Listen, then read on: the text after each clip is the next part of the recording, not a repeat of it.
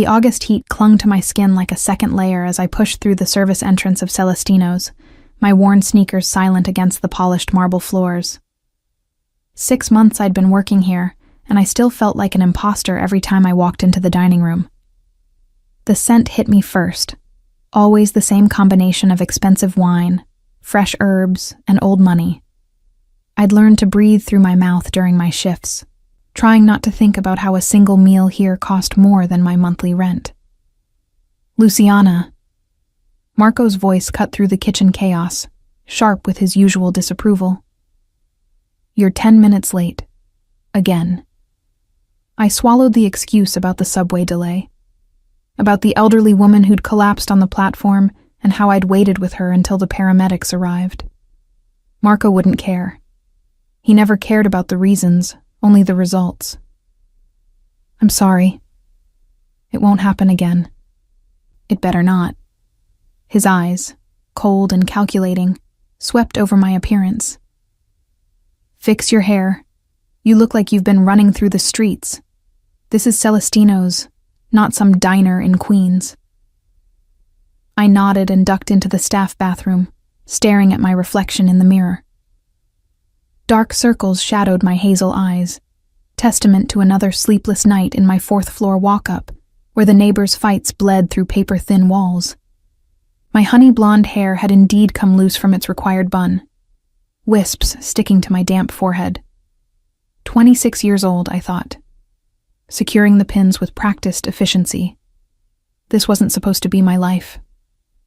5 years ago, I'd arrived in New York with a portfolio of photographs and dreams too big for my small-town Ohio upbringing. I'd been accepted to Parsons, had a partial scholarship, believed with the certainty of youth that talent and determination were enough. Then my mother got sick. Stage 4 lung cancer, the doctor said, despite never smoking a day in her life. I'd withdrawn from Parsons before classes even started, spent my college fund on treatments that only bought her 6 more months. And when she finally passed, my father had looked at me like I was a stranger, remarried within a year, and moved to Florida without asking if I wanted to come. So here I was. Student loans from a degree I never got, dreams packed away with my camera equipment I could no longer afford film for, serving champagne to people who'd never known what it meant to choose between rent and food. Luciana! Marco's voice again. Table 12. VIP reservation. Lorenzo Valenti and his associates. Do not mess this up. The name meant nothing to me then. I grabbed a tray, balanced 6 crystal champagne flutes, and made my way through the dining room. Celestino's at night was transformed. Candlelight flickered across white tablecloths, reflecting off silverware that probably cost more than my car. The other diners were the usual mix of Manhattan elite, businessmen celebrating deals, couples marking anniversaries with bottles of wine older than I was, families whose jewelry could fund a small country. But table 12 commanded attention in a way the others didn't. 4 men in suits that screamed custom tailoring sat in the private alcove, partially hidden by decorative screens that offered the illusion of privacy while maintaining the prestige of being seen. They spoke in low voices, Italian words flowing like music beneath the ambient jazz playing from hidden speakers. And then there was him. Lorenzo Valenti sat at the head of the table with the easy confidence of someone who'd never questioned his right to take up space. Dark hair swept back from a face that could have been carved by a Renaissance sculptor. All strong lines and sharp angles softened only by lips that looked like they rarely smiled. His suit was charcoal gray, the kind of fabric that moved like water, and a watch on his wrist that I recognized from a magazine spread about the world's most expensive timepieces. But it was his eyes that stopped me mid-step. Dark, almost black in the candlelight, they lifted to meet mine as I approached, and I felt the impact of that gaze like a physical touch. "Your champagne, gentlemen," I managed, keeping my voice steady despite the sudden acceleration of my heartbeat. I began pouring, starting with the man to Lorenzo's right. My hands were steady, practiced from months of repetition. But I was hyper-aware of Lorenzo's presence, of the way his fingers drummed a slow rhythm on the white tablecloth. of how his attention seemed to track my every movement. "You're new," he said, his voice a low rumble with an Italian accent that softened certain consonants. It wasn't a question. 6 months, sir." I kept my eyes on the champagne, watching the bubbles rise in perfect columns. "And before Celestino's?" The question surprised me enough that I glanced up, meeting his gaze again. "Sir?" "You move like someone trained for something else, not serving, something that requires precision and observation." His head tilted slightly.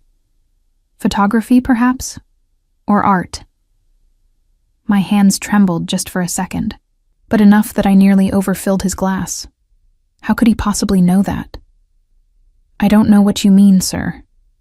"Don't you?" A slight smile curved his lips, transforming his face from intimidating to breathtaking. "The way you positioned yourself when you approached. Checking sight lines, natural lighting, angles of approach. The way your eyes cataloged everything in the room before you even looked at us. And your hands."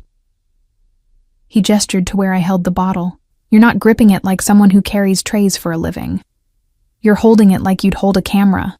Gentle, but firm. Protective." I set the bottle down with more force than necessary, rattled by how completely this stranger had seen through me. "Will there be anything else, gentlemen?" "Your name," Lorenzo said. Not a request. A command delivered softly. "Luciana, sir." "Luciana." He tested my name like he was tasting wine. "Italian?" My grandmother's side. "Bella." "Beautiful." The word hung in the air between us, weighted with meaning I couldn't decipher. "Thank you, Luciana. That will be all." I retreated, my pulse hammering in my throat, feeling his eyes on me the entire walk back to the kitchen. "What did I tell you about engaging with the VIPs?" Marco hissed the moment I was through the doors. He asked me questions. I answered them. "You don't answer. You serve and you disappear. Valenti's not the kind of man whose attention you want, understand?" Something in Marco's voice made me pause. "What do you mean?" "Just stay away from table 12 for the rest of the night. I'll handle their service myself." But I couldn't stop thinking about Lorenzo Valenti as I moved through my other tables. Couldn't stop replaying the conversation, the way he'd seen things about me that I'd thought I'd hidden successfully. And I couldn't shake the feeling that something significant had just shifted, though I didn't understand what or why. The evening progressed with the usual rhythm. Orders placed, meals delivered, wine poured, plates cleared. I fell into the familiar choreography, my body moving on autopilot while my mind wandered. I was thinking about the photographs I used to take, the way I'd chase light across Manhattan, capturing moments of beauty in unexpected places. The elderly couple sharing a hot dog in Central Park, their hands intertwined despite arthritis. The little girl jumping in puddles in Washington Square, pure joy on her face. The homeless man feeding pigeons from his last piece of bread, such gentleness in his weathered hands. Those photographs were packed away in boxes under my bed now, along with my dreams. Some nights I thought about taking them out, submitting them to galleries again. But rejection hurt less when you didn't try. It was nearly 10 when I heard it. The sound was wrong before my brain could process why. A sharp crack that didn't belong in Celestino's refined atmosphere, followed by the distinctive sound of shattering glass. Time slowed in that impossible way it does during moments of crisis. I turned toward table 12, saw the window behind Lorenzo exploding inward, saw him beginning to twist in his seat, saw the red dot of a laser sight tracking across his chest, and I moved. Not thinking, not calculating the cost. Just pure instinct driving me forward as the second shot rang out. I hit Lorenzo with my full weight, driving him sideways out of his chair. We crashed to the floor, my body covering his, my hands instinctively going to his head to protect it from the impact. The third shot found me instead. The pain was immediate and overwhelming. Not sharp like I'd imagined a bullet would feel, but massive. A wall of agony that radiated from my left shoulder through my entire body in waves. I heard screaming and realized distantly that it was coming from me. "Luciana!" Marco's voice high with panic. "Call an ambulance, now!" But I barely heard him. My vision was tunneling, darkness creeping in from the edges. I was aware of Lorenzo beneath me, his arms coming up to catch me as I began to collapse, his voice saying something urgent in Italian. His hand pressed against my shoulder, warm and firm, trying to stem the bleeding, and his face, those dark eyes now wide with something that looked like shock and fury, and something else I couldn't name. "Why?" I heard him ask, his accent thicker with emotion. "Why would you do this?" I wanted to answer. Wanted to explain that I'd seen the laser sight and moved without thinking. That saving him had been instinct, not calculation. But the darkness was pulling me under, and the pain was too much, and all I could do was whisper, "I saw you." Then nothing. Consciousness returned in fragments, the beeping of machines, the antiseptic smell of hospital, voices speaking in low, urgent tones. Massive blood loss, but the bullet went clean through. No major vessels damaged. Extremely lucky. Lucky. The word floated through my consciousness, absurd and surreal. I'd been shot, and that made me lucky. I tried to open my eyes, but my eyelids felt weighted down. When I finally managed it, harsh fluorescent lights made me wince. "She's awake." A nurse appeared in my field of vision, checking something on the IV pole beside my bed. "Welcome back, Luciana. You're in Presbyterian Hospital. You've been in surgery. The bullet went through your shoulder but missed all the major arteries. The doctors say you'll make a full recovery." Full recovery. The words should have brought relief, but all I could think about was the medical bills piling up, the shifts I'd miss at Celestino's, the rent that was already late. "There's someone who's been waiting to see you," the nurse continued. "He's been here since you arrived. Wouldn't leave even when we told him only family was allowed during surgery. Very insistent." She smiled slightly. "Very generous, too. He's paid for everything. The surgery, the hospital stay, all of it. Private room, best doctors. Says his name is Lorenzo Valenti." My heart rate spiked, betrayed by the monitor's increasingly rapid beeping. "You don't have to see him if you don't want to," the nurse added quickly. "I can tell him you're not ready for visitors." But even as she said it, I knew I would see him. This man whose life I'd saved. This stranger who'd seen through me with a single glance. "It's okay," I managed, my voice rough. "He can come in." The nurse nodded and left. A moment later, the door opened. Lorenzo Valenti looked different from how I remembered him at the restaurant.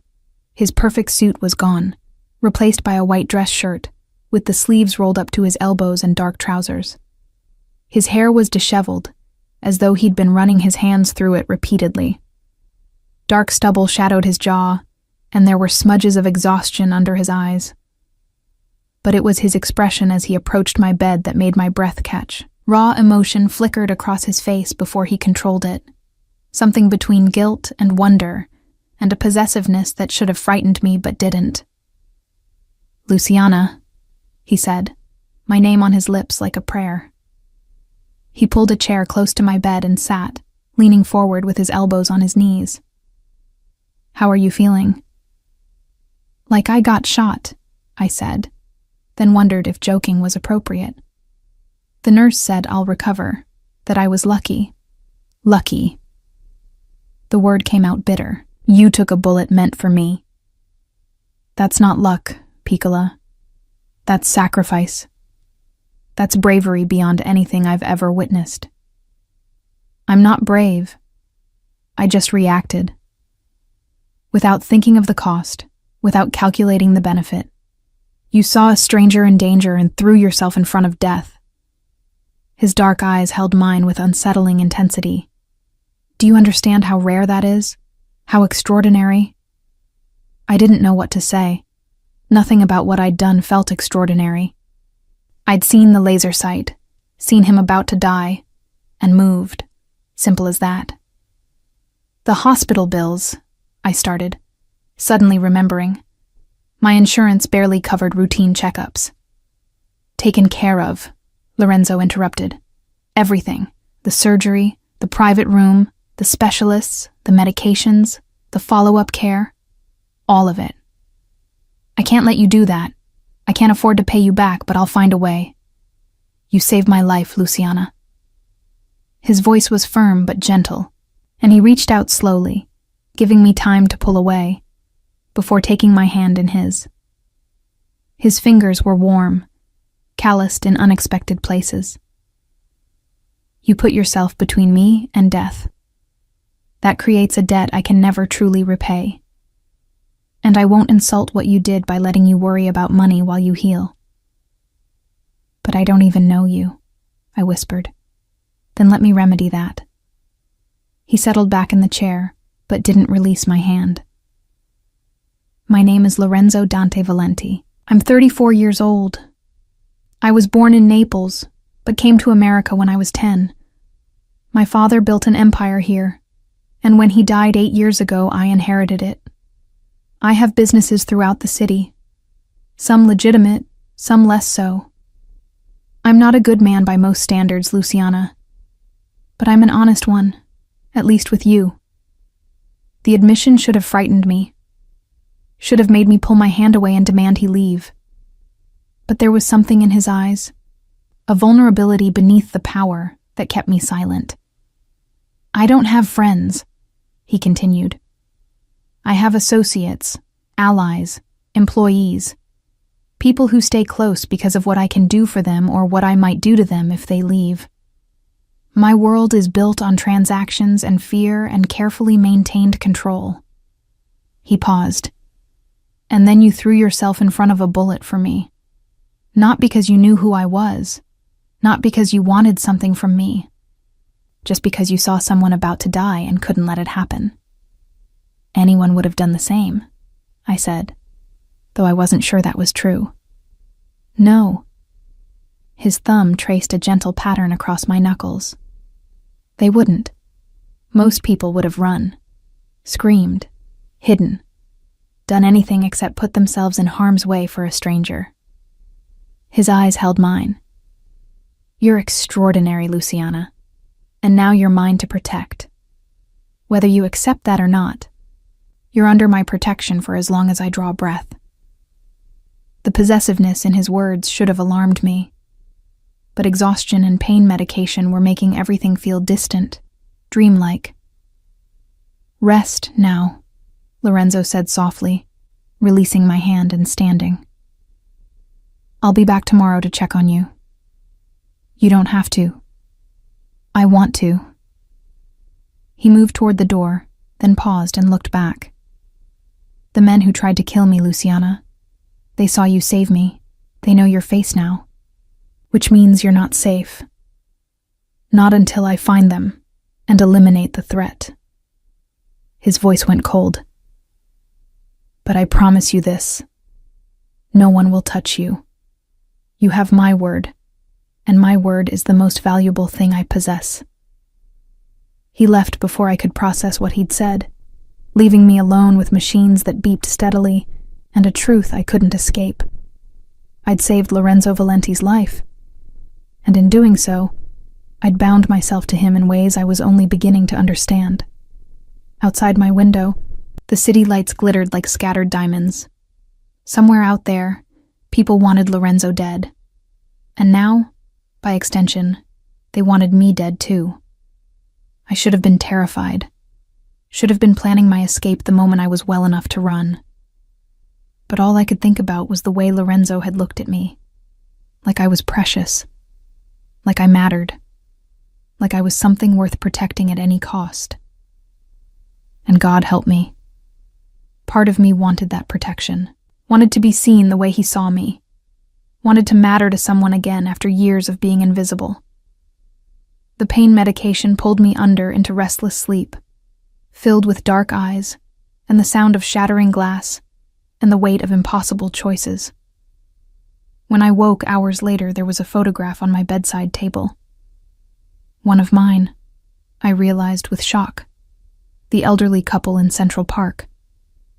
Somehow Lorenzo had gotten into my apartment, found my boxes of photographs, and brought me this. And beneath it, a note in elegant handwriting. You saw me. Now, let me see you. L. I held the photograph against my chest and cried, not from pain or fear, but from something deeper, something that felt dangerously like hope. Lorenzo came every day. Not brief, obligatory visits, but hours spent in the chair beside my hospital bed. Sometimes he worked on his laptop, the soft clicking of keys a strangely comforting rhythm. Other times he simply sat, reading newspapers in both English and Italian, occasionally sharing headlines with me in that accent that made even mundane news sound lyrical. The mayor is claiming credit for reduced crime rates, he said on the second day, a hint of dark amusement in his voice. When in reality, the only reason the numbers dropped is because certain families reached an understanding about territorial boundaries. Certain families? I repeated. You mean organized crime? He looked up from the paper, meeting my gaze steadily.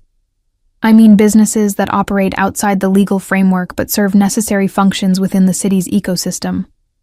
The world isn't as black and white as you might think, Luciana. And which side are you on? Whichever side keeps people I care about safe. His eyes held mine. Including you now. I wanted to argue that I wasn't his to care about, that we were strangers bound only by one impulsive act. But the words died in my throat, because he was looking at me like I mattered, like I was someone worth protecting. And I hadn't felt that way in so long. On the third day, a different visitor arrived. I was alone for the first time since the shooting, Lorenzo having left to handle what he vaguely termed business matters. I was dozing, the pain medication making everything feel soft and distant, when a voice I didn't recognize pulled me awake. So you're the girl who took a bullet for Lorenzo Valenti. My eyes snapped open to find a woman standing at the foot of my bed. She was perhaps 30, beautiful in the way that suggested professional maintenance, with dark hair pulled back in a severe bun and designer clothes that screamed money. But it was her eyes that made me uneasy, calculating and cold, assessing me like I was a problem to be solved. Who are you? I managed, reaching instinctively for the call button. Isabella Castellano. She said the name like it should mean something to me. When I showed no recognition, her lips curved in a smile that didn't reach her eyes. I see Lorenzo hasn't mentioned me. How interesting. I think you should leave. I will. But first, I wanted to see for myself what kind of woman throws herself in front of a bullet for a man she doesn't know. Isabella moved closer, her heels clicking against the linoleum. Tell me, Luciana. May I call you Luciana? Do you have any idea what you've stumbled into? I don't know what you're talking about. Don't you? She picked up the photograph Lorenzo had brought me, the one of the elderly couple in Central Park. He's already been to your apartment, already going through your things, learning your secrets. That's how Lorenzo operates. He sees something he wants, and he takes it, wraps it up in protection and obligation until you can't tell the difference between safety and captivity. My heart hammered against my ribs. He's just being kind. I saved his life. And now you belong to him. Isabella set the photograph down with deliberate care. That's how it works in our world. You perform a service, you incur a debt, and Lorenzo always collects. Your world, I said, finding my voice despite the fear. You're part of it too. The Castellano family. You're the ones who tried to kill him. Something flickered in her eyes. Surprise, perhaps, that I'd made the connection. Lorenzo and my family have complicated history, but that's not why I'm here. I'm here to give you a choice, Luciana. One you won't get from him. What choice? Walk away, before you're in too deep. Before you become another pretty thing he keeps in a gilded cage. She reached into her purse and withdrew a business card, placing it on my bedside table. When you're ready to disappear, and you will be, eventually, call that number. I'll make sure you vanish so completely that even Lorenzo Valenti won't find you. Why would you help me? Isabella's smile was sharp. Because taking something Lorenzo wants is almost as satisfying as destroying him directly. Think about it. She left before I could respond, her heels clicking a staccato rhythm down the hospital corridor. I stared at the business card, my mind racing. Was she right? Was Lorenzo's protection just another form of possession? And why would Isabella Castellano, someone from a family that wanted him dead, offer to help me escape? The answer, I realized with growing unease, was that she wanted to hurt him. And somehow, I'd become a weapon in whatever war existed between their families. I was still staring at the card when Lorenzo returned 20 minutes later. He took one look at my face and went very still. What happened? His voice was calm, but I'd learned to recognize the tension beneath. Someone was here. Isabella Castellano. The temperature in the room seemed to drop 10 degrees. Lorenzo's expression didn't change, but something dangerous flickered in his dark eyes. What did she say to you? That you collect debts, that I belong to you now whether I want to or not, that I should run before I'm in too deep. I met his gaze. Is she right? Lorenzo moved to the window, looking out at the city skyline. When he spoke, his voice was measured, careful. Isabella and I were engaged once, 5 years ago. An arrangement between our families meant to unite territories and end decades of conflict. The revelation hit me like a physical blow, though I had no right to feel betrayed. What happened? I discovered she was using the engagement to gather information about my operations, planning to use what she learned to destroy my family from the inside. He turned back to face me. The alliance fell apart. The war between our families resumed, and Isabella has spent the last 5 years trying to hurt me in any way she can. And now she's using me to do it. She's trying to. Lorenzo crossed back to my bedside, his gaze intense. Luciana, I need you to understand something. Yes, you saved my life, and yes, that creates an obligation. In my world, debts of blood are sacred. But this, he gestured between us, this isn't about debt anymore. Then what is it about? You saw me, he said simply. That night at the restaurant, before the shooting. You looked at me and saw who I was beneath the power and the reputation. And then you threw yourself in front of a bullet for that person. His voice dropped lower. No one has ever done that for me, Luciana. No one has ever chosen me without calculating what they'd gain. You're the first real thing in my life in longer than I can remember. You don't even know me. Don't I? He sat in the chair beside my bed, close enough that I could see the exhaustion etched into the lines around his eyes. You moved to New York 5 years ago with dreams of being a photographer. Your mother died of lung cancer, and you spent your college fund trying to save her. Your father remarried and left you behind. You work double shifts at Celestino's trying to pay off student loans for a degree you never got. You haven't touched your camera in 3 years because the dream became too painful to hold on to. Tears pricked my eyes. How do you know all that? Because I pay attention. Because from the moment you walked into that dining room, I couldn't look away. He reached out slowly, giving me time to pull back, and gently wiped a tear from my cheek with his thumb. Isabella was right about one thing. I do want to protect you. But it's not about debt or obligation. It's because the thought of anything happening to you makes me want to burn the world down. The intensity in his voice should have frightened me. But instead, I felt something warm unfurl in my chest, dangerous and intoxicating. The men who shot at you, I said, needing to shift to safer ground. Have you found them? Lorenzo's expression hardened. Not yet, but I will. The shooter was a professional, hired through intermediaries. But someone gave him my location that night. Someone who knew I'd be at Celestino's, at that specific table, at that specific time. A traitor. Within my inner circle. The words were bitter. Someone I trust. Someone who's been close to me for years. And until I know who, everyone is suspect. Even the people protecting me? No. His voice was firm. Marco Santini has been with my family since before I was born. His loyalty is absolute, as is his younger brother's, Antonio, who leads my security detail. You're safe with them. But I heard what he didn't say, that beyond those two men, Lorenzo trusted no one completely. Isabella left me a card, I said quietly. Said to call if I wanted to disappear. Lorenzo's jaw tightened, but when he spoke, his voice was controlled. And do you want to disappear? I looked at him, really looked. Saw past the dangerous reputation and the expensive clothes to the man beneath. A man who'd lost his father too young, who'd inherited an empire built on blood and obligation, who lived in a world where everyone wanted something from him, where trust was a luxury he couldn't afford.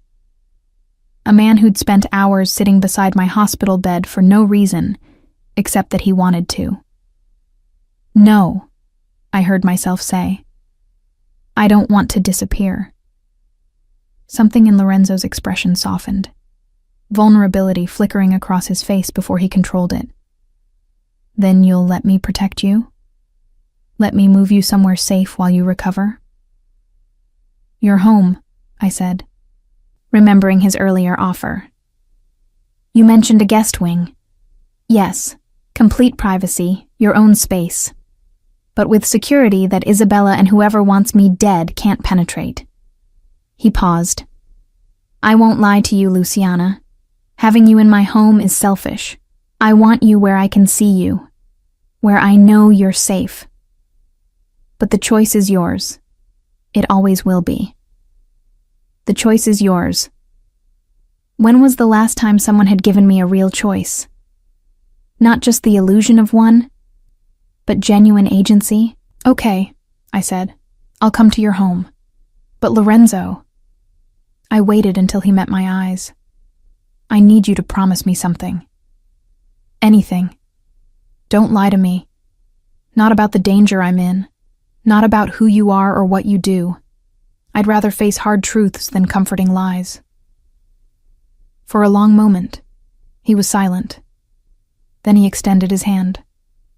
I promise. Complete honesty between us, no matter how dark the truth. I took his hand, feeling the calluses on his palm, the strength in his fingers. Then we have a deal. His smile was slow and genuine, transforming his face. We have much more than that, Piccola. We have the beginning of something I never thought I'd find. He didn't say what that something was. He didn't need to. I could feel it too. The dangerous pull between us. The recognition of two broken people who'd found something unexpected in each other. And as Lorenzo sat beside my bed, his hand still holding mine, I realized that Isabella Castellano had been both right and wrong.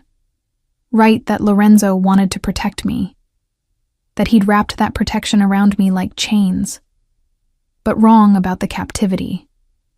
Because for the first time in 5 years, sitting in a hospital bed with a bullet wound in my shoulder, I didn't feel trapped. I felt seen, valued, safe. And that was more dangerous than any threat Isabella could make. The Valenti estate was nothing like I'd imagined. Yes, there was wealth, the kind that whispered rather than shouted. But as Marco Santini helped me from the car 4 days after my discharge, what struck me wasn't the grandeur, but the sense of history weighing down every stone. The main house was built in 1924, Lorenzo explained, appearing at my side with the fluid grace I'd come to recognize. My grandfather purchased it when he first made his fortune. Every Valenti has lived here since. The mansion rose before us, all stone and wrought iron, surrounded by manicured gardens that somehow felt wild, despite their careful tending. Inside, the furnishings mixed old-world elegance with modern comfort. Ancient oil paintings alongside contemporary art, antique furniture positioned near sleek technology. "Your wing is this way," Lorenzo said, his hand at the small of my back, protective without being controlling. He led me through corridors that smelled of lemon polish and old books, finally stopping at a set of double doors. Inside was a suite larger than my entire apartment.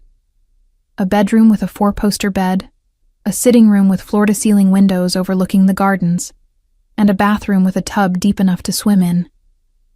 "There's a panic button beside the bed," Lorenzo explained, pointing to a discreet red button on the nightstand. "Press it and Marco or Antonio will be here in seconds. The windows are bulletproof, the doors reinforced. You're safe here. Luciana." Safe. The word felt foreign on my tongue. "Thank you," I managed, suddenly overwhelmed by the enormity of what I'd agreed to. "This is too much. It's exactly what you deserve." He moved to leave, then paused at the door. "Dinner is at 8 if you're feeling up to it. But there's no pressure. I'll have something sent up if you'd prefer to rest." After he left, I explored my new temporary home, touching expensive fabrics and staring at artwork that belonged in museums. On the bedside table, I found a stack of photography books: Ansel Adams, Dorothea Lange, Henri Cartier-Bresson, all first editions, and beside them, my camera. Not just any camera, but my Leica M6, the one I'd sold 2 years ago to make rent. Somehow Lorenzo had tracked it down, purchased it back, and left it here for me. I picked it up with trembling hands, feeling the familiar weight, the smooth metal against my palms. When I looked through the viewfinder, the world narrowed to perfect composition, and for the first time in years, I felt like myself again. Dinner that first night was an intimate affair in a smaller dining room that felt more like someone's home than a mansion. Lorenzo had changed into dark slacks and a white dress shirt with the sleeves rolled to his elbows, revealing forearms corded with lean muscle and a tattoo I'd never noticed before. Latin words wrapped around his left wrist. "Veritas vos liberabit," I read as he poured wine. "Water for me, given the pain medication. The truth will set you free." "My father had the same tattoo," Lorenzo said, settling into the chair across from me. "He believed that lies, even comfortable ones, were a form of captivity. That only truth offered real freedom. Ironic, given his business required so much deception." "Is it?" Lorenzo's lips curved slightly. "My father was honest about what he was. He never pretended to be legitimate, never hid behind false righteousness. In a world of liars, his honesty was revolutionary." A woman appeared with the first course, a delicate pasta and cream sauce that smelled divine. She was perhaps 60, with kind eyes and gray hair pulled back in a simple bun. "Luciana, this is Rosa," Lorenzo introduced. "She's been with the family since I was a child, the best cook in New York." Rosa blushed at the praise. "Mr. Lorenzo exaggerates, but welcome, Miss Luciana. It's good to have someone young in this house again. Too much testosterone. All these serious men with their serious business." She patted Lorenzo's shoulder affectionately. This one especially, too serious for his own good. I watched the exchange, fascinated by this glimpse of Lorenzo in his natural environment. Here, he wasn't the intimidating figure from the restaurant or the intense protector from the hospital. He was just a man who clearly loved his cook-like family. "Rosa practically raised me," Lorenzo explained after she'd left. "My mother died when I was young. Cancer, like yours. Rosa stepped in, made sure I ate, forced me to do homework, threatened to box my ears when I got too arrogant. I'm sorry about your mother. It was a long time ago. I barely remember her now." But something in his eyes suggested that wasn't entirely true. "Tell me about yours. What was she like?"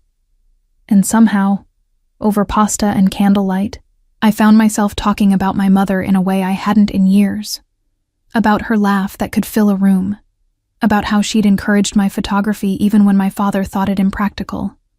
About the last coherent conversation we'd had, when she'd made me promise not to give up on my dreams. A promise you've broken, Lorenzo observed gently. Dreams die when reality gets in the way. Or they evolve. He leaned back in his chair, wine glass balanced in long fingers. I found something interesting when I was retrieving your camera. In one of your boxes, there was a series of photographs. Portraits of people in your neighborhood. The bodega owner. The woman who sells flowers on the corner. The teenager who plays saxophone in the subway. My breath caught. Those photographs were my most personal work, taken during the darkest period after my mother's death.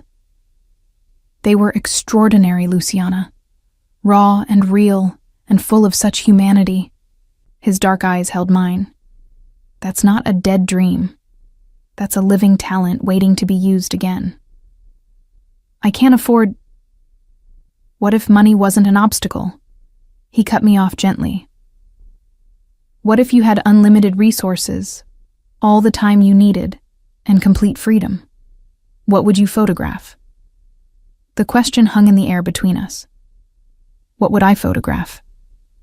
Truth, I heard myself say. Not the posed, pretty version. The real truth of people's lives. Their struggles and small victories. The moments that matter but no one sees because they're too busy looking at what's shiny and perfect. Lorenzo smiled, slow and genuine.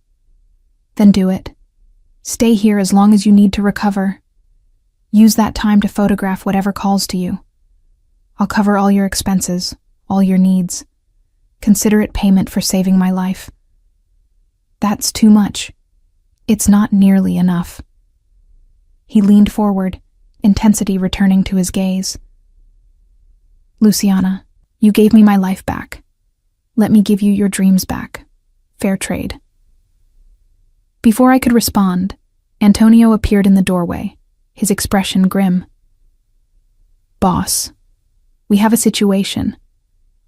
Lorenzo's entire demeanor shifted, the relaxed dinner companion disappearing behind the mask of the man who controlled an empire. What kind of situation? Perimeter breach, Eastern Gate. The cameras caught someone trying to bypass the security system. Antonio's eyes flicked to me, then back to Lorenzo. Professionals. They knew where to cut. Lorenzo stood, his movements controlled but radiating coiled danger. Wake the full security detail. I want every inch of this property checked. And get Luciana to the safe room. I'm not going to any safe room, I protested, rising despite the ache in my shoulder. What's happening? Someone is trying to get to you. Lorenzo's voice was calm, but his eyes were steel. Isabella's people, most likely, or whoever wants me dead and sees you as leverage. The casual mention of people wanting to kidnap or kill me should have sent me into panic. Instead, I felt a strange calm settle over me. Then let me help. I see things, remember? Details others miss. Maybe I can... No. Lorenzo's voice was final. Antonio, take her to the safe room.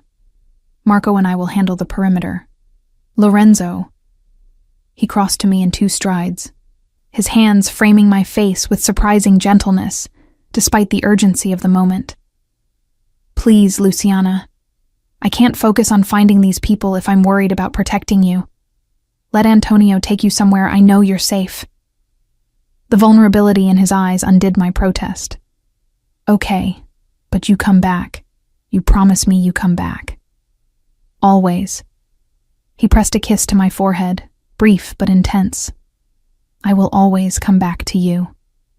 Then he was gone, moving with Antonio toward the eastern wing, and I was left with Marco, who'd appeared silently, his hand resting on the weapon at his hip. This way, Miss Luciana. The safe room was hidden behind a bookshelf in Lorenzo's study, accessed by pressing a sequence of books in the right order. Inside was a space roughly 12 by 12 feet, lined with monitors showing every angle of the estate, communication equipment, weapons, and supplies that could sustain someone for days. Mr. Lorenzo designed this himself after his father's death, Marco explained, his accent thicker with tension. He learned early that safety is an illusion unless you prepare for every possibility. I stared at the monitors, watching dark figures move through the gardens. Lorenzo appeared on one screen, a weapon I hadn't known he carried now visible in his hand, moving with the fluid efficiency of someone well-trained in violence. How many times has he had to use this room? I asked. Marco's expression was grim.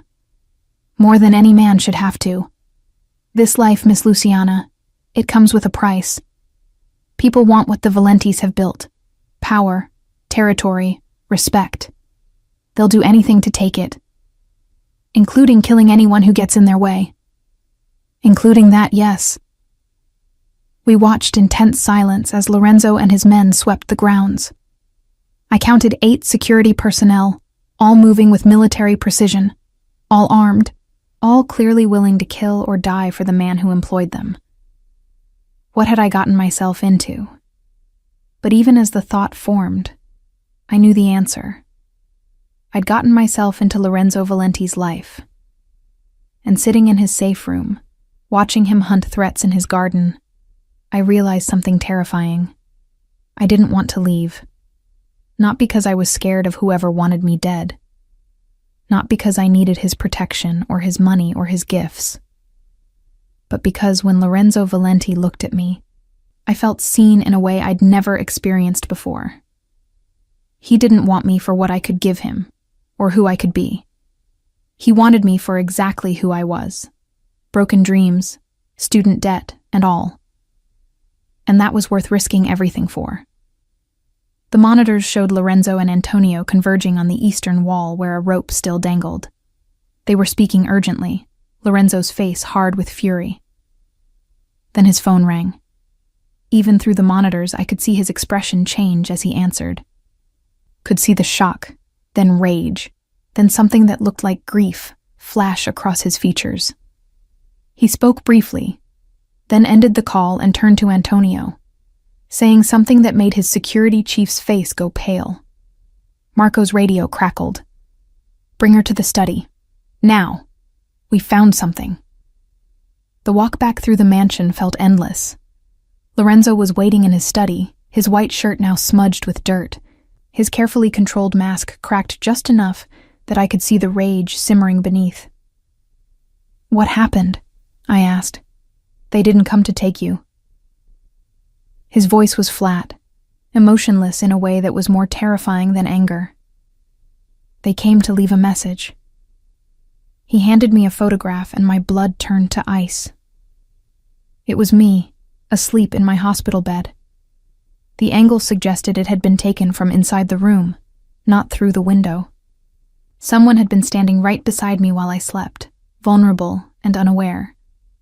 But it was the message scrawled across the bottom that made my knees weak. She dies next, unless you give us what we want. I see. Isabella Castellano. This changes things, Lorenzo said quietly, taking the photograph back. I thought they wanted to use you as leverage, but this, he gestured to the image, this is a death threat, direct and unambiguous. What do they want from you? Lorenzo was quiet for a long moment. When he finally spoke, his voice carried the weight of secrets long held. There's something Isabella believes I have. Evidence of her family's crimes that could destroy them completely. She thinks my father gave it to me before he died. He met my eyes. The problem is, I don't have it. Never did. But she won't believe that. Then what do? We find out who actually has what she wants. We end this. His jaw tightened. But first, I need to tell you something. About your mother. The sudden shift made my head spin. What about my mother? What hospital was she treated at? For the cancer?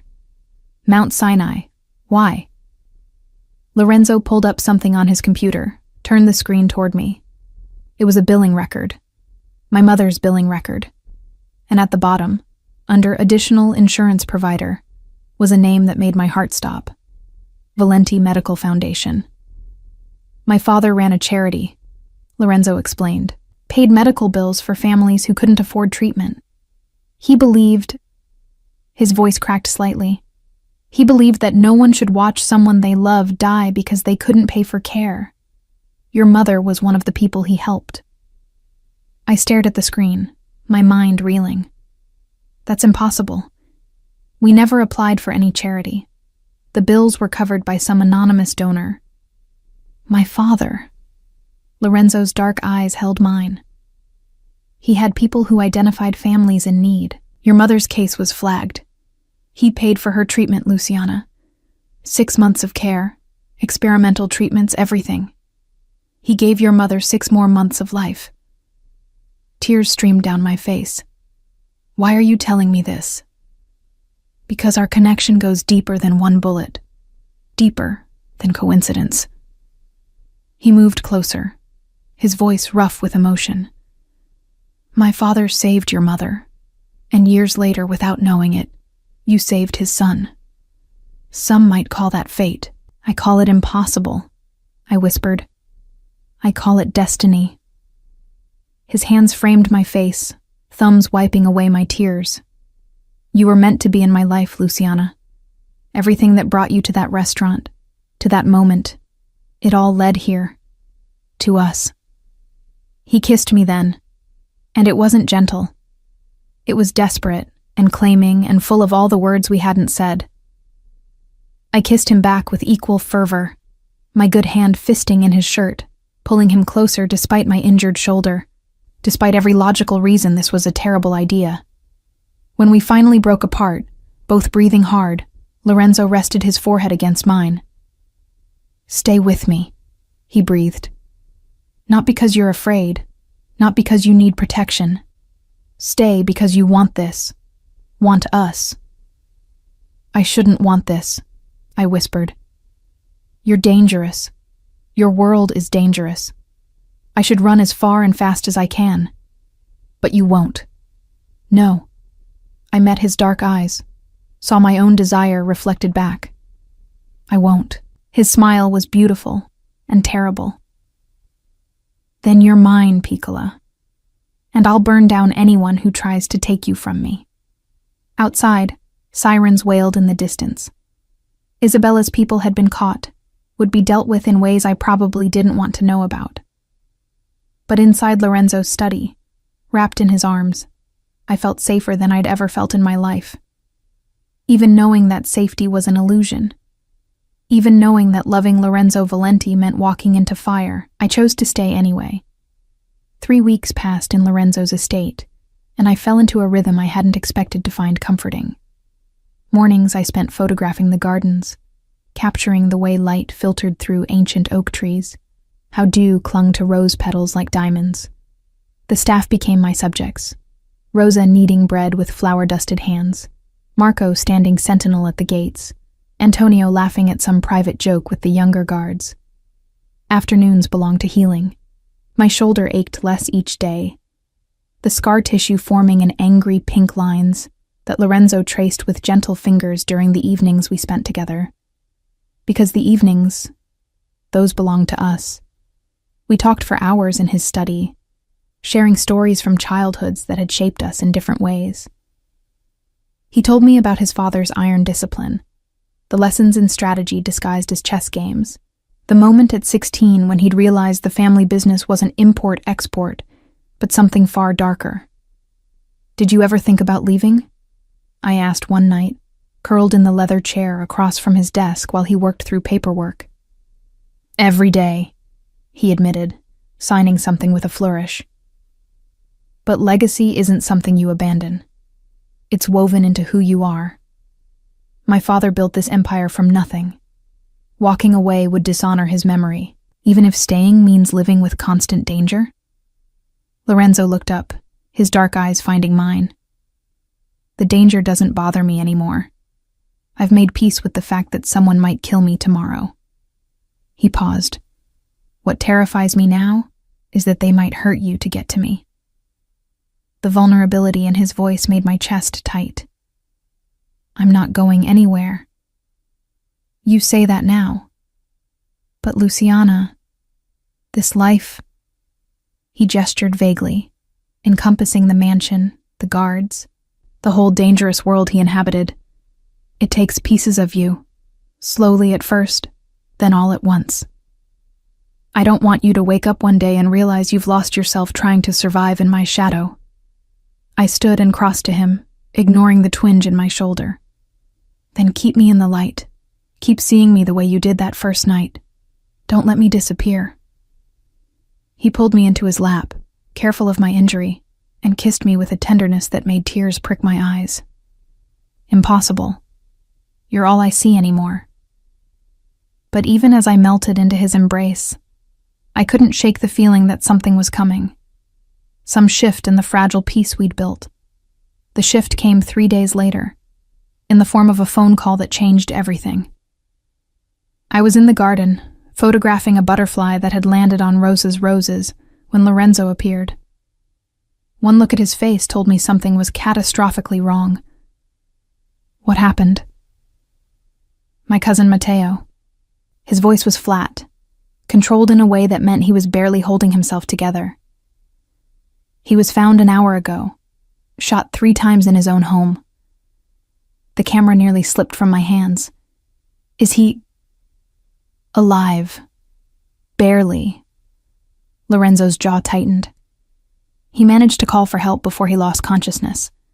The doctors say if he survives the next 48 hours, he might make it." "Who did this?" "The same people who want me dead. The same people who threatened you." His dark eyes met mine. "But Matteo wasn't just shot, Luciana. He was tortured first. Someone wanted information from him." Ice flooded my veins. "What kind of information?" "About the Valenti family's operations, bank accounts, business partners, territorial agreements." Lorenzo ran a hand through his hair, the first time I'd seen him truly rattled. Whoever did this was looking for something specific, and they thought Matteo had it. "The evidence Isabella wants?" "Maybe, or maybe." He stopped, his expression darkening. "Maybe they thought Matteo was the traitor, the one who gave up my location at Celestino's." The implication hung heavy between us. If someone thought Matteo had betrayed Lorenzo, they'd tried to extract a confession through torture. "You don't think he did it?" I said, reading Lorenzo's face. "Matteo is family. Blood. We grew up together, learned the business together. He's been my right hand for 8 years." But doubt crept into Lorenzo's voice. "But someone gave up my location that night. Someone close enough to know my schedule, my security protocols. If not Matteo, then who?" Before I could answer, Antonio burst into the garden, his face pale. "Boss, you need to see this. Now." We followed him to Lorenzo's study, where Marco had already pulled up security footage on the large monitor. The timestamp showed the previous night, the camera angle capturing the eastern gate. "Watch," Marco said, pressing play. A figure approached the gate, too far away to identify clearly. But they didn't try to breach the security. Instead, they placed something on the ground, then disappeared into the shadows. "We found it this morning during the routine sweep," Antonio explained. "A package addressed to you, boss." Lorenzo's expression was unreadable. "What was in it?" Marco exchanged a glance with Antonio, then opened a folder on the desk. Inside were photographs. Dozens of them. All of me. Me sleeping in my hospital bed. Me walking through the estate gardens. Me having coffee with Rosa in the kitchen. Me in Lorenzo's study, curled in the chair with a book. Someone had been watching me. Constantly. For weeks. "There was a note," Marco said quietly, handing Lorenzo a piece of paper. I watched the blood drain from Lorenzo's face as he read it. When he spoke, his voice was deadly calm. "Everyone out. except Luciana. Marco and Antonio left immediately, closing the door behind them. Lorenzo stood with his back to me, staring out the window, the note clenched in his fist. "What does it say?" I asked, though part of me didn't want to know. He turned, and the raw pain in his eyes made my breath catch. "It says Isabella knows about your mother. About my father paying her medical bills. About the connection between our families." His voice cracked. "And it says she's going to use you the same way my father used your mother, as a pawn in a game you never consented to play. I don't understand.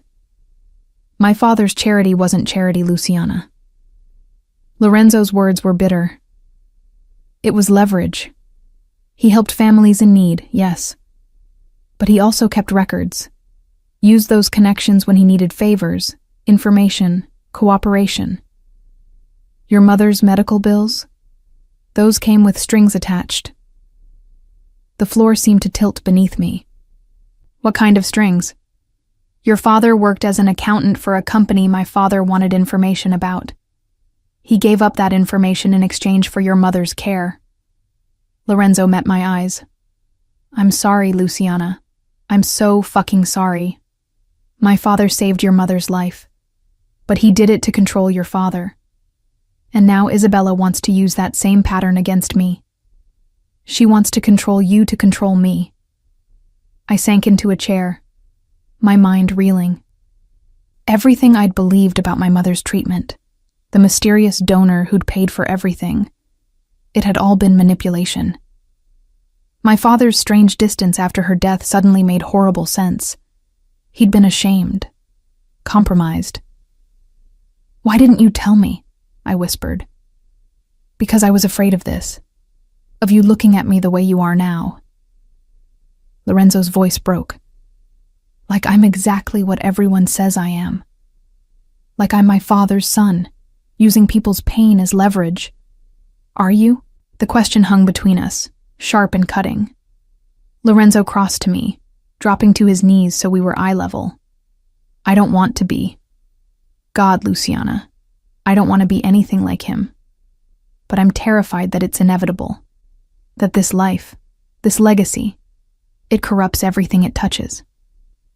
His hands found mine, gripping tight, including you. Tears streamed down my face. "So what do we do? We end this, tonight." His jaw set with determination. "Isabella wants a meeting. She says she'll trade the evidence she claims I have for you, a straight exchange. But you don't have what she wants. I know, which means this is a trap." Lorenzo stood, pulling me up with him. "But I'm going anyway, because the only way to protect you is to eliminate the threat completely. And if that means walking into Isabella's trap, then that's what I'll do." "No." I grabbed his arm. "You can't. She'll kill you. Maybe, but at least you'll be safe. I don't want to be safe if you're dead." The words burst out of me, raw and desperate. "Lorenzo, please. There has to be another way." He pulled me against his chest, careful of my healing shoulder, and held me like I was the only thing keeping him anchored to earth. "There is no other way, Piccola. This is the life I chose. These are the consequences." We stood like that for a long moment, holding each other while the weight of impossible choices pressed down on us. Then the door burst open. Marco stumbled in, blood streaming from a cut on his forehead, his weapon drawn. "Boss, we have a breach. Multiple hostiles. They're already inside the house." Lorenzo's entire demeanor shifted, the vulnerable man disappearing behind the cold strategist. "How many?" "At least 10. Professional team. They bypassed our security like it wasn't there." Marco's expression was grim. "Someone gave them the codes, boss. Someone inside." The traitor. After weeks of searching, they'd finally made their move, and they'd chosen the worst possible moment. Lorenzo looked at me, and I saw the decision crystallize in his eyes. "Marco, get Luciana to the safe room. Don't open it for anyone except me or Antonio. No one else. Understand?" Lorenzo. Now, Marco. As Marco grabbed my arm, pulling me toward the door, Lorenzo caught my hand one last time. If I don't make it back, don't. I pressed my fingers to his lips. Don't say it. Just come back to me. He kissed me then, fierce and desperate, pouring everything we hadn't said into that single moment. Then Marco was pulling me away, and Lorenzo was arming himself with weapons I'd never seen him carry, and the sound of gunfire echoed through the mansion I'd started to think of as home. And I realized with crystalline clarity that I'd fallen completely, irrevocably in love with Lorenzo Valenti, just in time to lose him. The safe room's monitors showed chaos unfolding throughout the estate. Men in tactical gear moved through corridors I'd walked peacefully just hours ago. They moved with military precision, weapons raised, faces covered. On screen 3, I watched one of Lorenzo's guards go down, blood blooming across his chest before the camera angle shifted. How many of our people are still standing? I asked Marco, who was cycling through camera feeds with grim efficiency. 5, maybe 6. They had the element of surprise. His jaw tightened. And they knew exactly where our security was positioned. Every blind spot, every weakness in our coverage. The traitor has to be someone with complete access to our security protocols. Marco pulled up a schematic of the estate. There are only 4 people with that level of clearance. Me, Antonio, Rosa, and... He stopped, his face going pale. And who? I pressed. Lorenzo's cousin, Matteo. The name hit like a physical blow. Matteo, who was supposedly lying in a hospital bed fighting for his life. Matteo, who Lorenzo trusted absolutely. The shooting, I said, pieces clicking together. What if it wasn't an attack? What if Matteo staged his own torture to deflect suspicion? Marco's expression darkened. That sick bastard. He's been feeding Isabella information for months, probably years, and when Lorenzo started getting close to identifying the mole, Matteo created the perfect alibi. On the monitors, I watched Lorenzo and Antonio take cover behind an overturned table, returning fire at 3 advancing hostiles. Lorenzo moved with lethal efficiency, every shot precise, every movement calculated. This was a side of him I'd never seen. Not the thoughtful man who brought me photography books, but the dangerous heir to a criminal empire. And he was outnumbered. We have to help him, I said. My orders are to keep you safe. The boss would have my head if... Marco. I turned to face him. If Lorenzo dies out there, keeping me alive won't matter. Isabella will still want me dead. The only way any of us survive this is if we end it. Tonight. He studied my face for a long moment, then nodded.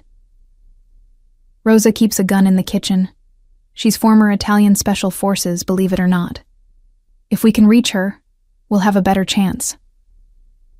Then let's move. Marco opened a hidden panel in the safe room wall, revealing a narrow passage. Service corridors. They run through the whole estate. The old owners used them for staff to move without being seen. Lorenzo kept them for emergencies. We moved through darkness, Marco's flashlight our only guide. The sounds of fighting echoed through the walls. Gunfire, shouting, the crash of breaking furniture. My shoulder throbbed with each step, but adrenaline kept me moving. We emerged in the kitchen to find Rosa calmly loading a shotgun, her gray hair still in its neat bun, her expression utterly serene. "Took you long enough," she said in Italian-accented English. "I've already taken out 2 of them. They think because I'm old, I'm harmless." Her smile was sharp. "Idiots." "We need to get to Lorenzo," Marco said. "East Wing, last I saw on the security feed I keep in my quarters." Rosa handed me a smaller pistol. "You know how to use this?" "Point and shoot, right?" She actually laughed. "Close enough. Try not to shoot Marco or me." We moved as a unit through the mansion, Rosa leading with the confidence of someone who'd fought in wars I'd only read about. Twice we encountered hostiles. Twice Rosa dropped them with ruthless efficiency before they even registered we were there. "You're terrifying," I told her as we stepped over an unconscious man. "I'm practical. There's a difference." She paused at a corner, peering around. "Clear. Move." We found Lorenzo and Antonio pinned down in the library, surrounded by 5 armed men advancing from different angles. Through the doorway, I could see Lorenzo's face, determined, focused, but bleeding from a cut above his eye. "Rosa, can you get a clean shot from here?" Marco whispered. 3 of them, yes. The other 2 have cover. Then we even the odds. Marco looked at me. "Luciana, I need you to create a distraction. Draw their attention for 5 seconds. Can you do that?" My heart hammered. "How?" "Scream, loud as you can. Make them think you're hurt." I took a breath, thinking about every acting class I'd taken in college, every moment of fear I'd experienced. Then I let out a blood-curdling scream that echoed through the mansion. The effect was immediate. All 5 hostiles turned toward the sound, their weapons swinging in our direction. Rosa's shotgun boomed 3 times in rapid succession. 3 men dropped. Lorenzo and Antonio used the distraction to take out the remaining 2. Silence fell, broken only by heavy breathing and the ringing in my ears from the gunfire. Lorenzo appeared in the doorway, his dark eyes finding me immediately. Relief and fury warred on his face.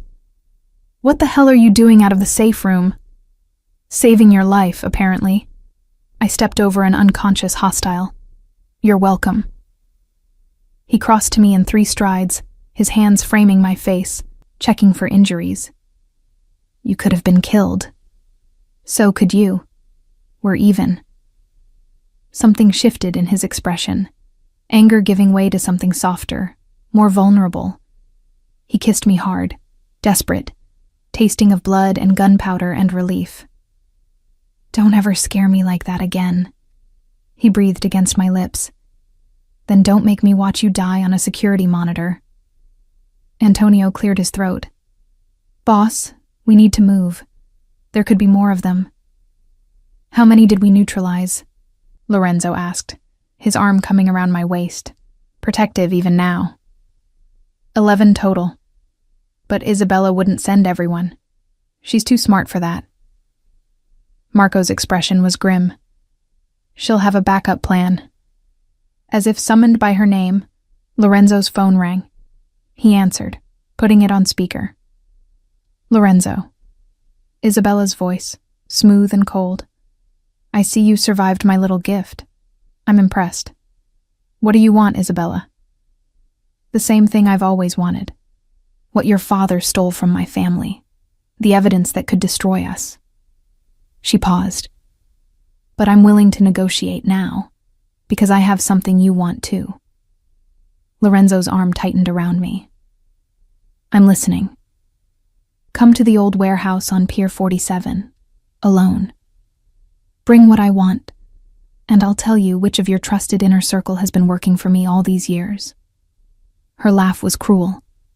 "Oh wait, you already know, don't you?" Poor Matteo.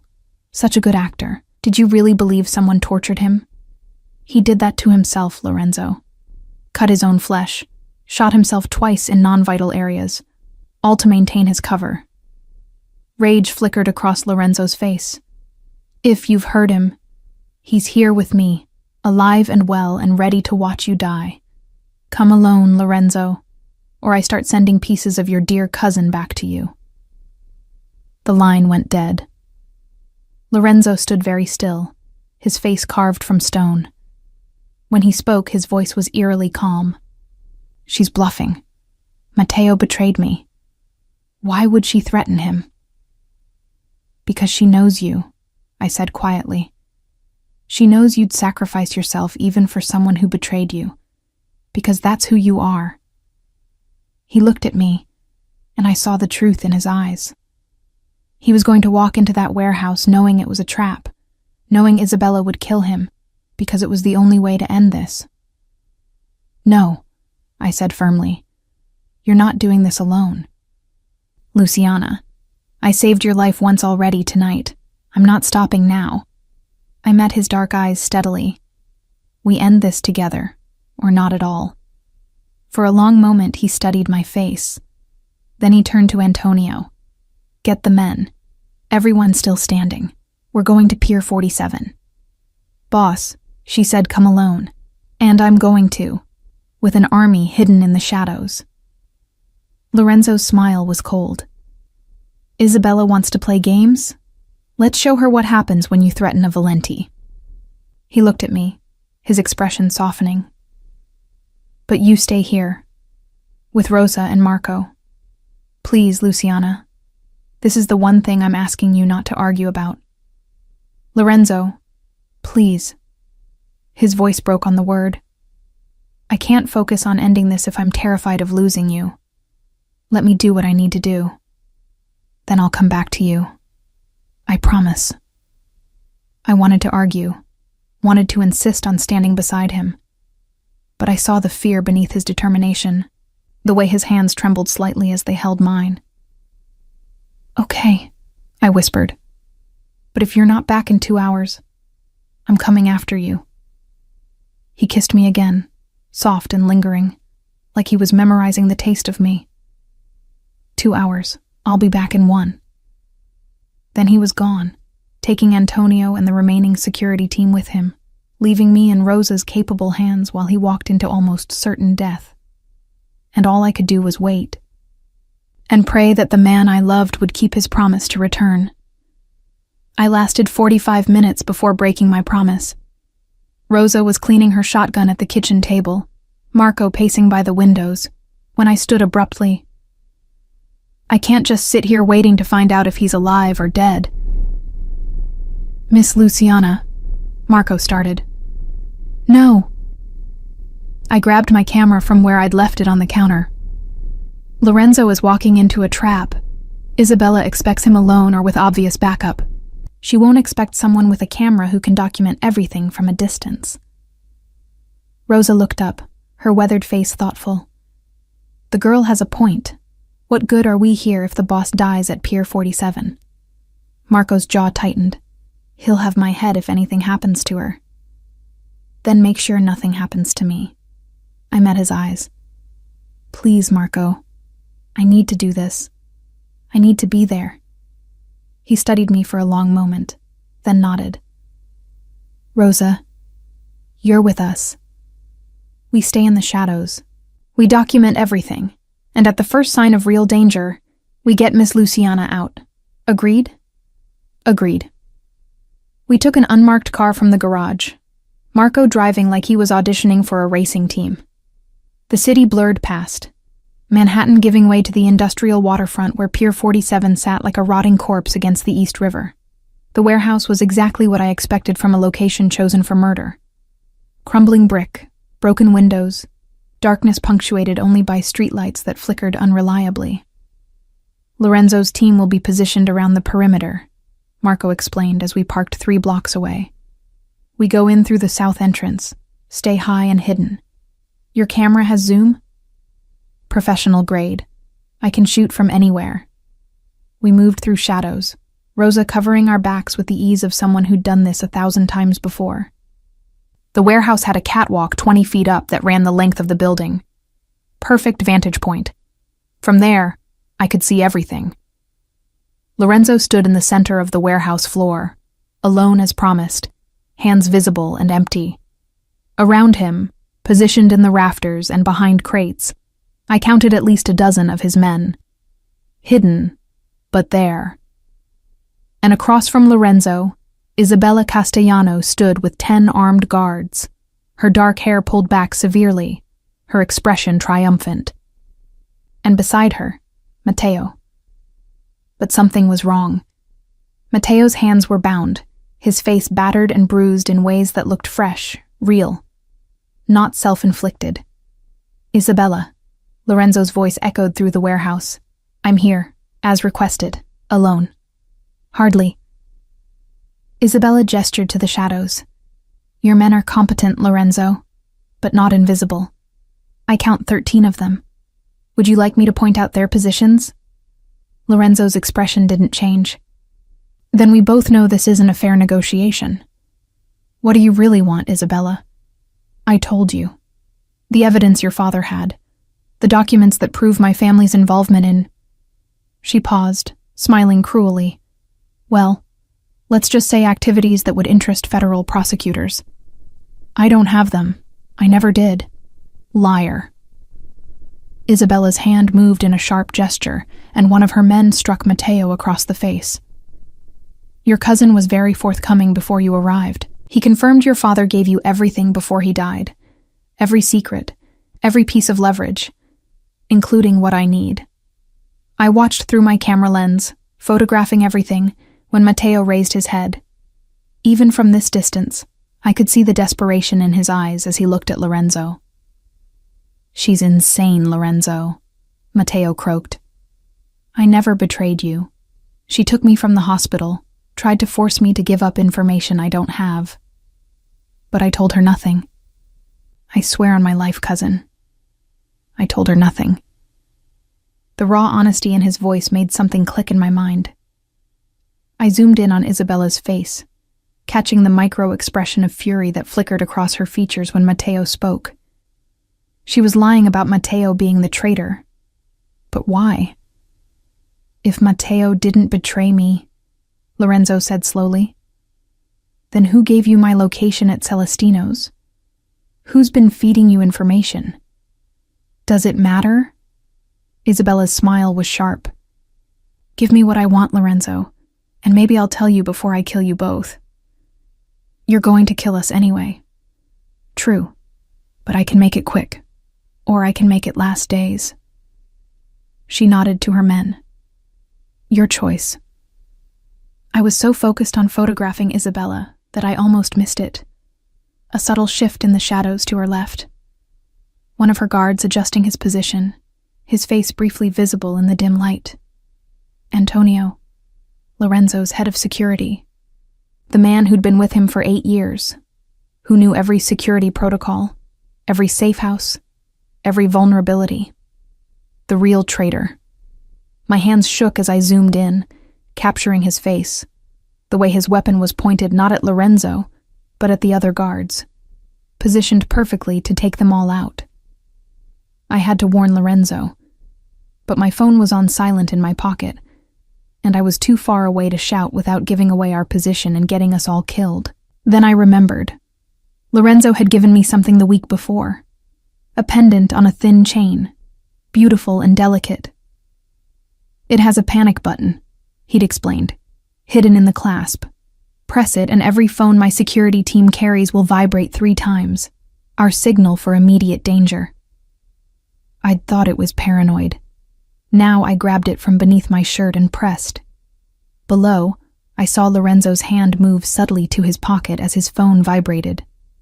His eyes scanned the warehouse, looking for the threat, and found Antonio. The moment their eyes met, Antonio knew he'd been compromised. His weapon swung toward Lorenzo. Everything happened at once. Lorenzo dove left as Antonio fired. Matteo, hands still bound, threw himself at Isabella, knocking her off balance. Lorenzo's hidden men opened fire on Isabella's guards, and Rosa, standing beside me on the catwalk, took aim at Antonio with her shotgun. For the Valenti family, she said calmly, and fired. Antonio went down. The firefight lasted less than 2 minutes. Isabella's men were professionals, but they'd been positioned to kill Lorenzo, not to defend against an assault from multiple directions. One by one, they fell. Isabella herself tried to run, but Lorenzo was faster. He caught her at the warehouse entrance, his hand fisting in her hair, his gun pressed to her temple. Why? His voice was ragged. Antonio was loyal for 8 years. What did you offer him? Nothing. Isabella's laugh was bitter. I didn't offer him anything, Lorenzo. He came to me, 3 years ago. Said he was tired of living in your shadow, tired of watching you inherit everything while he got nothing. He wanted to destroy you from the inside. 3 years, Lorenzo breathed. He's been planning this for 3 years? Longer, probably. But he approached me 3 years ago with proof he could deliver you. And he's been feeding me information ever since. Isabella's eyes gleamed with malice even in defeat. He told me about Celestinos. Told me about the girl who saved you. Told me she'd become your weakness. Lorenzo's hand tightened in her hair. Where are the documents? The evidence you claim to want? There are no documents, you fool. Isabella's smile was vicious. Your father never had anything on my family. I made it up. A lie to draw you out, to make you desperate enough to take risks. Antonio suggested it. Said if I threatened something precious to you, you'd expose yourself. Luciana, Lorenzo whispered. Your photographer girlfriend. Yes. Isabella's gaze found me on the catwalk. Antonio said you'd burn the world for her, that she was the first thing you'd ever loved more than the family business. And he was right. Lorenzo released her abruptly, his weapon never wavering. Marco, take her. Let the authorities deal with her. You're not going to kill me? Isabella sounded almost disappointed. No. Lorenzo's voice was cold. I'm going to let you live with the knowledge that you failed, that you threw away everything, your family's reputation, your freedom, your life, chasing a lie. That seems like worse punishment than a bullet. As Marco led Isabella away in handcuffs, Lorenzo moved to where Matteo sat against a crate, looking exhausted and battered, but alive. I'm sorry, cousin, Matteo said quietly. I should have seen Antonio's betrayal sooner. Should have protected you better. You nearly died keeping my secrets. Lorenzo pulled him into a fierce embrace. You have nothing to apologize for.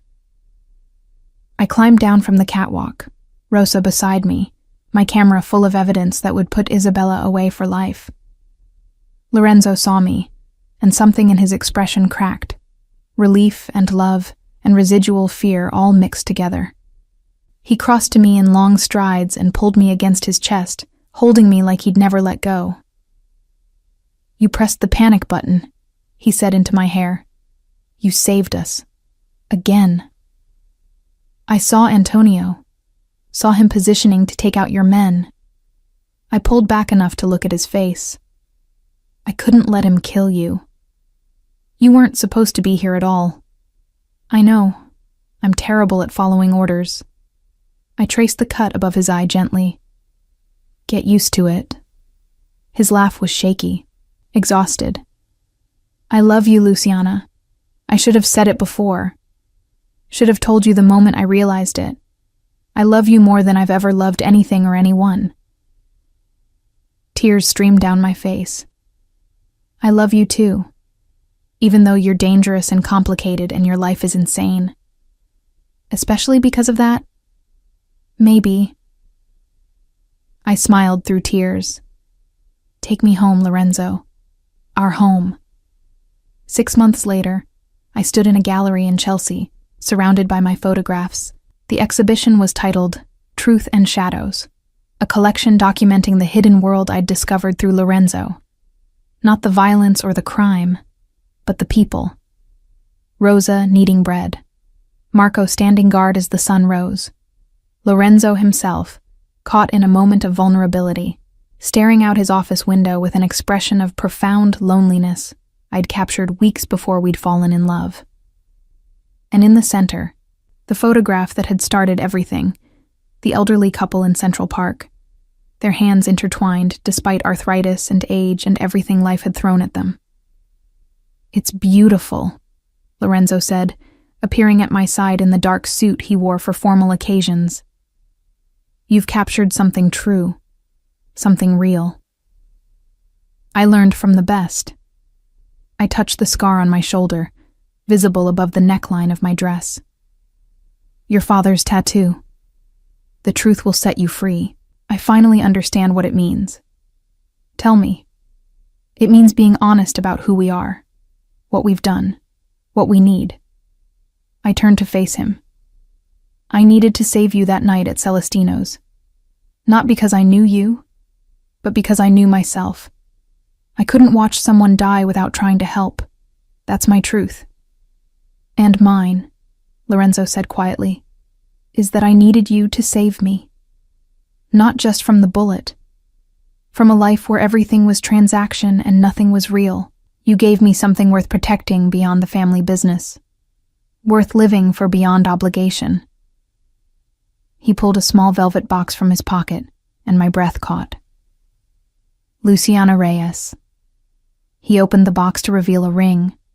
Simple, elegant, with a single diamond that caught the light. Will you marry me? Will you spend your life documenting truth while I spend mine making sure you're safe to do it? Will you be my wife, my partner, my home?